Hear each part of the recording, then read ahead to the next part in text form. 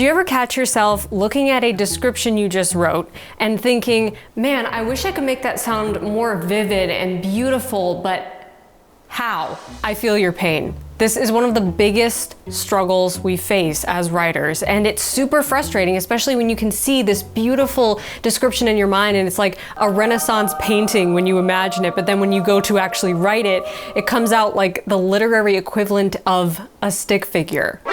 In this video, we're going to break down the exact ingredients that go into vivid, beautiful, immersive descriptions and how to fix those boring, lackluster descriptions in your book and make them leap off the page so that your readers feel like they are right there in the skin of your character. We're going to look at 4 easy ways to glow up your prose, and you're going to watch over my shoulder as we work on a description together and walk through this step by step so that you can see just how transformative these 4 little changes are. And then at the end of the video, we will compare the description before and after and see how much of a transformation we made. I'm not sure yet, but I think this transformation is going to be as unrecognizable as Anne Hathaway's makeover in The Princess Diaries. The only Paolo can take this and give you a princess. Welcome back. If you're new here, I'm Abby, and I help writers make their stories matter and make their author dreams come true. And if that's something you're on a mission to do, you're going to want to subscribe to this channel. I post writing videos every Wednesday, and I would love to have you here in the community. Number 1, vague words. Vague and abstract words can suck the life right out of your prose and make it feel flat and flavorless. Think, the room seemed tense, or she was practically trembling, or he seemed slightly terrified. You can check out this video for a complete list of the 20 weak words that I cut from my writing every time I do a self-edit. But the worst offenders here are seems, slightly, feels, almost, a little, somehow, practically, really, and probably. Now, there are some instances where it's perfectly fine to use these words, but you don't want to constantly be falling back on them. Because when you catch yourself saying slightly or a little or somewhat, what you're doing is not really finding the right word. You're just watering down a word that is probably too strong to use there, but you're making it work. You're like trying to fit a square peg in a round hole. But we can find a better word most of the time. Let me show you an example of what I mean. We're going to dive into my laptop and we're going to look at an example of a description that needs a little bit of work. Okay, a lot of work. So here's the description we're going to be working with today. It's sort of an establisher description of a cyberpunk sci-fi cityscape. Yumi walked through the streets of Shinmeido with her hood up and her head slightly down, feeling like she should be on high alert. Rain poured down on her as she slowly and cautiously made her way through the somewhat dark and suffocatingly narrow alleys, navigating the city mostly by memory. Shinmeido seemed to never sleep. Even in the middle of the night, the city was brightly lit in almost blinding shades of neon blue and pink that shimmered distractingly on the wet pavement. There were practically a million flashing signs and billboards on just about every corner, sticking out like a sore thumb. But Yumi didn't even look up as she hurriedly and silently walked underneath them. To outsiders, Shinmeido was probably a wildly exciting, fantastically futuristic place where literally anything could happen, but to Yumi it was unnervingly unpredictable, a place where she always felt like a fish out of water, constantly aware of every potential threat lurking in the shadows. Okay, so as you can see, it's a pretty muddy description. There's a lot of adverbs, there's a lot of vague words. We're going to hit all of these points and make this description so much better. We're going to make it shine by the end of this. Okay, but first, we're going to look at the vague words because that I can see right away is really standing out to me. All of the vague words like somewhat, slightly, a little, probably, practically. We want to get rid of all of those. So when I first started leveling up my editing process, I would have a list of those 20 weak words and just go through my Word document or Scrivener project and search every single one of them and delete them one by one. And so the way you would go through your document and search for these weak words is to simply go up to the search bar. If you're in Google Docs, this might look a little different, or if you're in Scrivener. So we're just going to go up to the search bar and type in seam. And right away, seam highlights down here, Shinmedo seemed to never sleep. I always hate seeing the word seemed because if something seems some way to the character, why does it seem that way? Can we just explain why it seems that way or why it just is that way and it doesn't have to seem that way?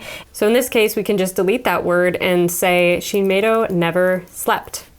Boom. And then we can move on to the next word, which is slightly. And of course, if you're searching your entire document and you're looking at a full manuscript, you're gonna have more than one usage of each weak word. So you're gonna just go through each one and determine if you wanna cut it or if you wanna keep it. And there are moments when you might wanna keep it, but in this case, like her head slightly down, I would just cut that and say her head down, because it says exactly the same thing without slowing down the flow of the description. I used to search for vague words one by one like this, but a much easier way to do this, much more efficient way, is to use ProWritingAid, who is kindly sponsoring today's video. ProWritingAid is uniquely designed to help creative writers with every aspect of their stories. With over 25 specialized reports focusing on dialogue, pacing, overused words, tired cliches, and so much more. I like to think of it as the X-ray that allows you to see what is broken underneath the surface of your writing.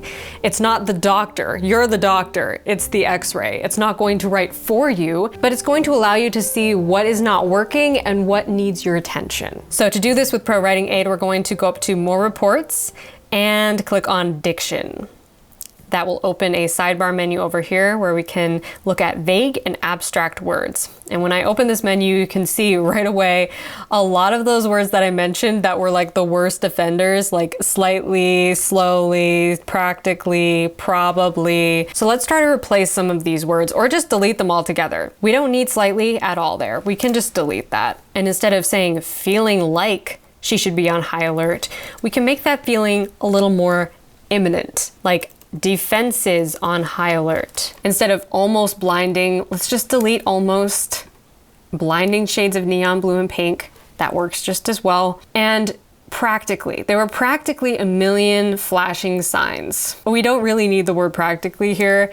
Just saying there were a million flashing signs and billboards says exactly the same thing. On just about every corner, just about, again, is vague. It's like, is it on every corner? Is it not? Why say just about when we can say on every corner? And be specific about it. To outsiders, Shinmedo was probably a wildly exciting. What is the narrator not sure what it is to outsiders? In this case, I would delete probably and just have it be that it was a wildly exciting futuristic place where literally anything. In this case, I would keep anything, even though it's highlighting as vague. I would delete literally, where anything could happen. That sounds a lot smoother. So in just a few minutes, we deleted a lot of those vague abstract words and tightened this description up a lot. Okay, so the description is starting to sound a little bit better, but it's still quite muddy and hard to read. And the biggest reason for this is mistake number 2, which is an excessive use of adverbs. Adverbs are every writer's nemesis. Now, I'm not as anti-adverb as some writers are, but I do believe that you should try to limit yourself, because when you use too many adverbs in the same sentence or paragraph and you're relying on adverbs all the time, you're probably, again, not really finding the exact right word to describe what you're trying to say. A lot of times you are trying to emphasize or inflate a weaker word to make it work. Is the oak tree incredibly tall, or does it tower over you? Is the sun painfully bright, or does the sun pierce your eyes? Is the winter wind bitterly cold, or does it bite into your skin, taking your breath away? You can almost always replace an adverb with a stronger verb, and it instantly elevates your prose to award-winning level. When you cut the adverb, you are literally forced to replace it with a verb, which makes your whole world come to life. It makes inanimate objects animate. It brings the whole scene to life with movement. Let's just look at an example of what I mean here. If you were going to search your document manually for adverbs, you would simply go to the search bar and type in the letters LY, because as we know, every adverb ends in the word ly, okay? But the difficult thing here is that not every word that ends in ly is an adverb.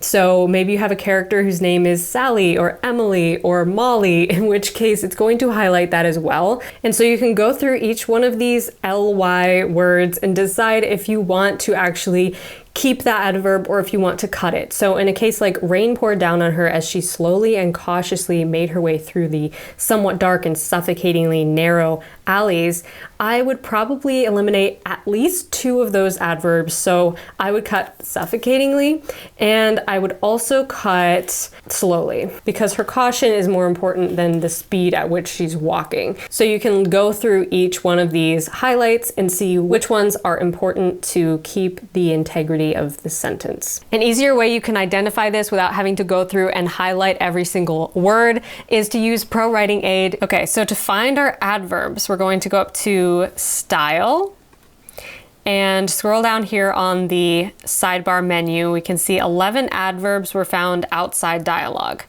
And I really like how ProWritingAid breaks it up with dialogue being either inside dialogue or outside dialogue. I usually don't care about anything that's inside of dialogue tags because my characters, I want them to sound human. They're not going to always speak perfectly, so they're going to use some adverbs and that's okay. But outside of dialogue, we want to limit ourselves with adverbs. So right away, let's start with rain pounded down on her as she cautiously made her way through the somewhat dark, vague word I missed, let's delete somewhat, through the dark and suffocatingly narrow alleys, navigating the city mostly by memory. Okay, so we want to get rid of cautiously and suffocatingly if we can replace them with something better. How about something like rain poured down on her as she navigated the twisted dark alleyways of the city. We're going to bring more sensory detail into this in a little bit, but first I just want to clean up the adverbs. So Shinmeido never slept. Even in the middle of the night, the city was brightly lit, distractingly. Okay, so can we get rid of brightly and distractingly and hurriedly and silently? Those are the 4 offending adverbs that we want to get rid of here. Instead of was brightly lit, how about the city hummed with life? Instead of blinding shades of neon blue and pink that shimmered distractingly on the wet pavement, I like the idea of the light shimmering on the pavement, but I kind of feel like that's a muddy way to say it, so let's rephrase that. Neon lights melting over the slick pavement in ripples of teal and magenta. That sounds a lot better. It's more active. Okay, Yumi didn't even look up as she hurriedly and silently walked underneath them. I feel like we can get rid of hurriedly and silently and just replace it with a more active verb like scurried instead of walked. So instead of saying to outsiders, Shinmeido was a wildly exciting, fantastically futuristic place where anything could happen, let's change that to Shinmeido may have been a sparkling, futuristic metropolis to outsiders, a place where anything was possible. But to Yumi, it was unnervingly unpredictable.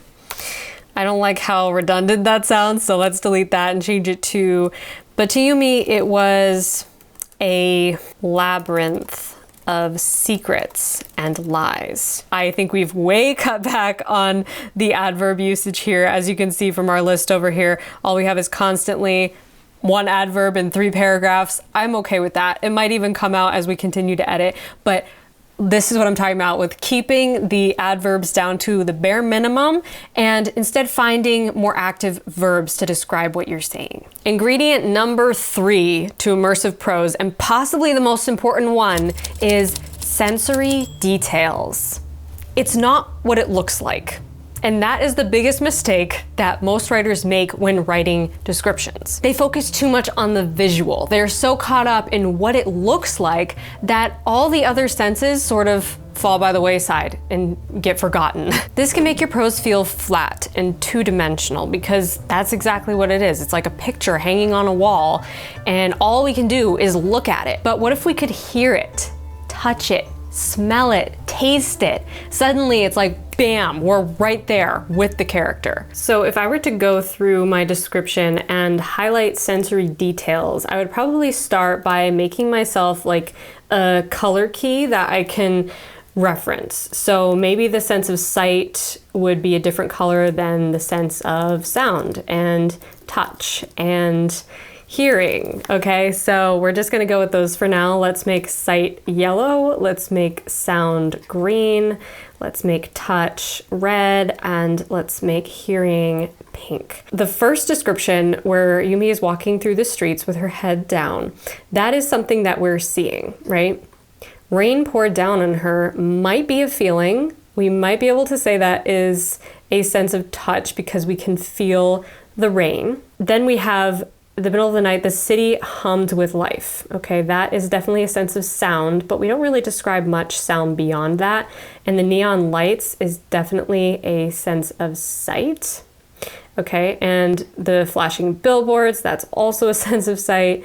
And Yumi not looking up is also to do with where she's looking. So as you can see from these few highlights, I am really relying on the sense of sight and only once on the sense of sound, and I'm not even telling you how the city is humming with life. And when you highlight these sensory details at a glance, you can see how much you are relying on one versus the other. But an easier way to do this is ProWritingAid, which has a whole report for this. You go up to more reports and scroll down to sensory, click on that. And then over here in the sidebar menu, you'll see how it breaks down. So as I suspected, we are mostly relying on the sense of sight, with 67% of the description being sight, twisted, dark, look, sparkling, 17% being sound, hummed, and 17% being touch. But even this use of the word felt is more metaphorical, where she always felt like a fish out of water. So let's go to the very beginning here and see where we can add some more sensory detail. Right away, I see an opportunity with rain poured down on her. I feel like we can make this feel more like we are Yumi walking through the rain by saying simply rain pelted Yumi's jacket. So when I go to add sensory detail to a description, if I feel like it's lacking something, I have this rule of like the 3 S's, which is basically sight, sound, and smell. If you can give me one sight, one sound, one smell, I am like immediately grounded into that scene. First, let's do the sense of smell by adding on to this sentence. And I'm actually gonna delete of the city because we already said that she's going into the city. Rain pelted Yumi's jacket as she navigated the twisted, dark alleys, guided by the smell of city smog, hover car exhaust, and fried cuttlefish. Right away, that grounds me so much more in the scene because I can start to paint a picture of what this futuristic cyberpunk city might feel like, what it smells like, what the experience is to walk into it. I want to move these words to the front of the sentence and change it to the dead of night. Even in the dead of night, Shinmeido never slept. And then we can go into some more sounds. So here we have the city hummed with life. Instead of the city hummed, let's bring us back into the skin of our main character by saying everywhere Yumi turned, the city hummed with life. Traffic whirring, sirens wailing, neon lights melting over the slick pavement, and ripples of teal and magenta. Okay, so I love that. That's a lot better because it gives us a sense of sound and sight paired together. We can hear the traffic and the sirens and see the neon lights all at the same time, and that helps to ground us in this full sensory experience. But I want to add on even more. So I'm going to create a space here and I'm going to pull back from the big picture and show us again what Yumi is feeling. Something as simple as Yumi shivered as the rain soaked through her jacket, chilling her to the bone, can immediately make us feel like we're in her skin, we're experiencing this night as she's experiencing it. And in this scene, she's a little bit apprehensive. She's not supposed to be out at night. There's a curfew. She's afraid of getting caught. So how can we bring some of that urgency in through her thoughts? Maybe something like, almost home, she told herself. Just keep walking. Pretend you belong here. And that actually tells us that she feels like a fish out of water without having to say that she feels like a fish out of water. But we're gonna take care of that cliche in a minute. I wanna add another sense of sound here. I want this to feel like a movie scene. I wanna feel like I am moving through this world, and of course I would be hearing what she's hearing. Bass thundered under Yumi's feet as she scurried past the glowing windows of nightclubs, oozing drunken laughter and techno music. Boom. So much more immersive, and we only added a few more descriptions of the sights and the sounds and the smells and the feelings that this character is experiencing as she moves through the world. And last but not least, cliches. In his Rules of Writing, George Orwell said, "Never use a metaphor, simile, or figure of speech that you're used to seeing in print." In other words, don't fall back on using worn-out cliches that everybody uses when you can come up with your own unique, vivid way of describing something. Using phrases like fish out of water, or stick out like a sore thumb, or it felt like a ghost town, or the silence was deafening might not ruin your entire book. Okay, but it will start to feel tired and overused after a while. If your goal is to write vivid, immersive prose that transports your reader to another place in time, then you want to avoid cliches as much as you can, because using too many cliches can make your writing feel like everything else that's ever been written. Now, I know in my example description here, I have used at least 2 cliches that need to be removed, so let's dive back into the computer and see if we can fix those. Okay, so to find cliches in your writing, you're going to go up to More Reports and click on Clichés. Right away, we can see there's 2 cliches, sticking out like a sore thumb and like a fish out of water. So these are both pretty overused and we want to try to avoid them if we can. What I like to do when I rephrase something like this is, instead of just saying there were, fill in the blank with whatever it is, try to make it active. Like, instead of there were a million signs and billboards, can we lead with the word billboards and then say what they're doing? Like, billboards winked and flashed overhead, and we can take out on every corner, sticking out like a sore thumb, and then we can actually like just melt it right into this next sentence. So billboards winked and flashed overhead, comma, but Yumi didn't look up at them as dazzled tourists did. With that taken care of, let's look at our last cliche, which is like a fish out of water. We kind of already explained that she felt like a fish out of water by saying to herself, just keep walking, pretend you belong here. She already feels like she doesn't really belong. So we're gonna just delete that and turn it into a labyrinth of secrets and lies. A place where monsters lurked in the shadows. Little spooky, little mysterious, and it makes more sense in context, but it gives that sense of, ooh, something is not quite right here, without having to fall back on a cliche that everybody's heard before. And just scrolling up to the top here, let's see if we can make some final polishing adjustments. I want to change that first line to hood up, head down, defenses on high alert. Adding, that was the only way for a woman to walk through the streets of Shinmeido at night, to really give that sense of what's at stake here. Okay, time for the makeover moment of truth. Let's look at our before and after of the same description and see how much we have improved our writing with just a few minor changes.